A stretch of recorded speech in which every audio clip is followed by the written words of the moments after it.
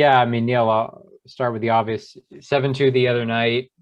You're going to get a pushback, right? Talk about what they were able to get done and that first period.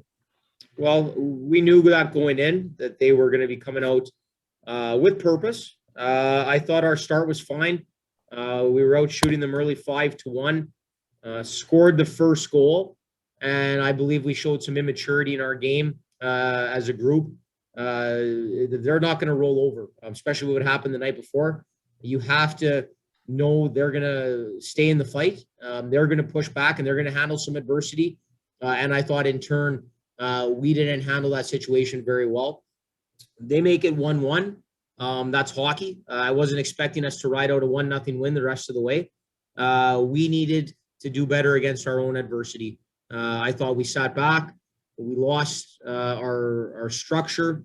We lost our compete, and really a lot of our strengths to our team in the second period, including no pace, no real playing connected, so to speak, and that was the difference. And from there, we were pretty far behind.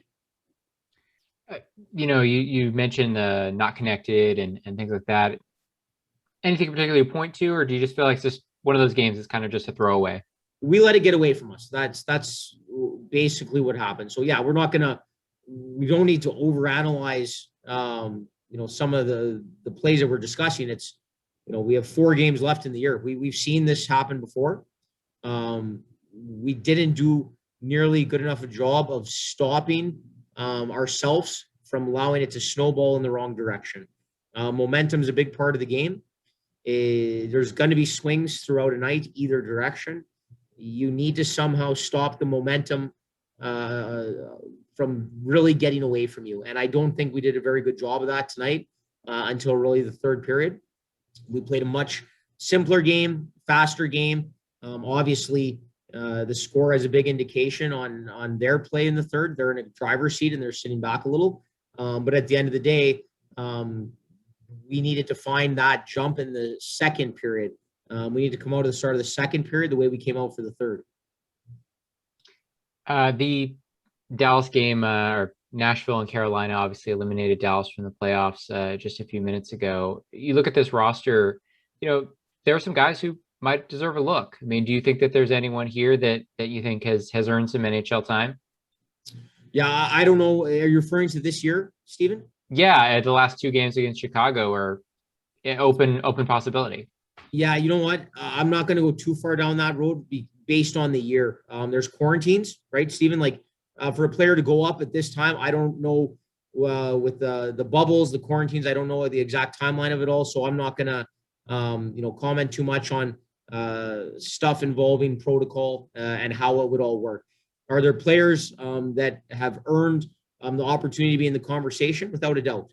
We've had a lot of guys that have played well enough to either get a look or be in the conversation in the following season. And I think that's probably what you want to focus on more big picture. The short term, like I said, it's a unique year. But big picture, I think guys have really grown. And I think we've seen it in a lot of different positions and a lot of different players. And ultimately, that's what we're trying to accomplish in a development team is making sure our guys are getting in the conversation here coming up. Thanks, Neil. Brian? You mentioned it throughout the year at times. This is one of those games where you don't necessarily analyze too much of the individual moments, but rather the big picture of the focus for the team. So how have you done that throughout the year of getting the team to refocus after having some of those moments during this year? Well, I think really we had a discussion in the second intermission, and I think we just needed a little reality check. Things have gone pretty well so far in this homestand. We were 3-0-1 heading into the game. We've controlled the score for most of those games where we were either in the driver's seat or the game was tied. This was probably one of the first situations where the game was starting to get away from us a little bit. And it had gotten away from us. We're going into a third period down 5-1. It was important just to collect ourselves real quick. I'm glad we came out the way we needed to come out in the third because, like I said, we were going the wrong direction. So I think that was addressed going into that period. And I think it's important that the message is again echoed by our leaders, echoed tomorrow as we prepare for the final game of the series. Listen, we were 4-0 against Tucson heading into this game. The other night was obviously a lopsided score, even though it was a much closer game. You had to think they were coming out hard. You want to win every game. For me, it's more about the effort and consistency. I can handle wins and losses when I see, the effort, the battle, playing to our structure. Off nights are going to happen. But for me, it's important now.